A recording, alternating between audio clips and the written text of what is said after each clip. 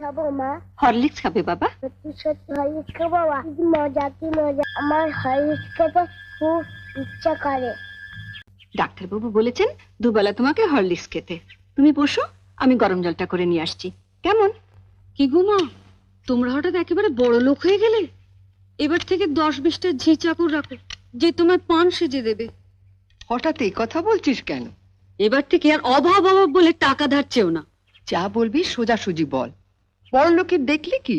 রোজই তো শুনি বড় অভাব, টাকা নেই, সংসার চলছে না। এদিকে তো ঘরে ঘরে হরলিক্স খাওয়া হচ্ছে। হরলিক্স? মা